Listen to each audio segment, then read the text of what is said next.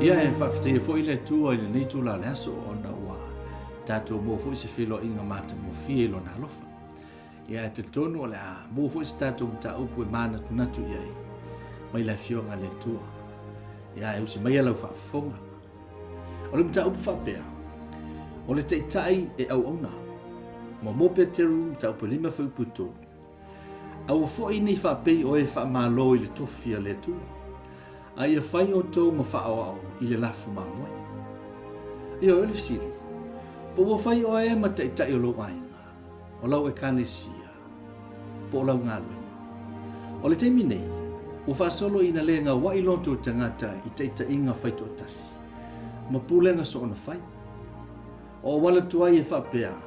O au le pule i e whaalongo ma whai. O le tulanga whai teitai e le tau whai loina. Pe whatau ana wina. A o le mea lofa le tu. O le fisili e whape whio na maua. I a vea oe mau au na ia so uma.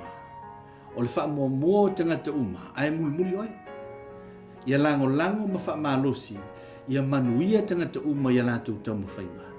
Ma ia malama i tangata ma o lātou whawhitau li. Mō se vai fufo. A whai e whaasa o mese se.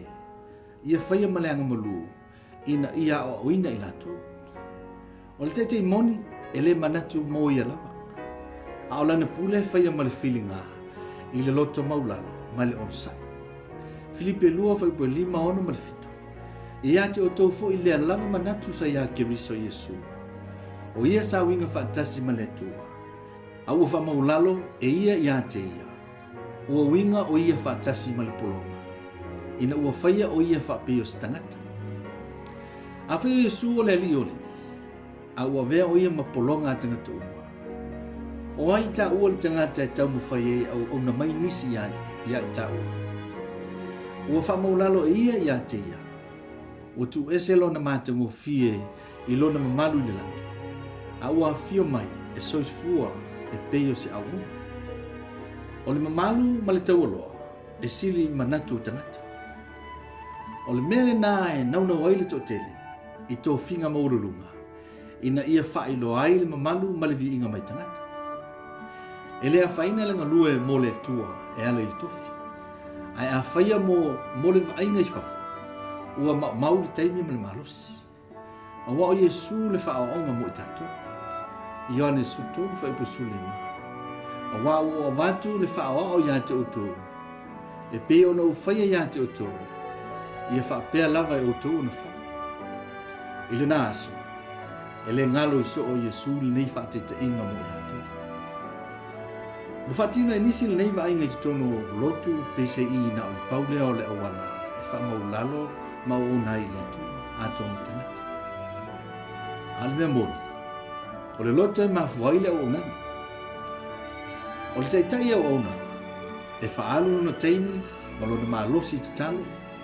A tō ma le o ino le fionga le tua i tangata o lo o i tausia. Mo mope teu, taupo 5, whaipo 2 me wha.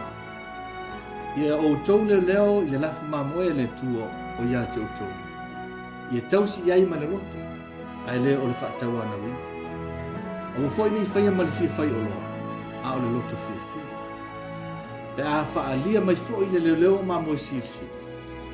E maua o tau le pale mpula, e lema mai lava. Ioe, o le tanona pe teu. Awa, o le au na wha maoni, i le aso nei, a o le tua malona tauni i le numanaki.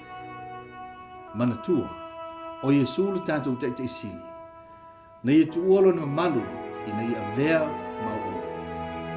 O le nāwha te inga mo i tātou, o le taitai, o le au. Ia e te tonu, o lo e whaatinoina lo soifua ia so uma. O wale mata upu mo i tātou e whapea, o le taitai, e au ona. Ia, whamanuia le tua la whaafonga. Soifua ona Yesu.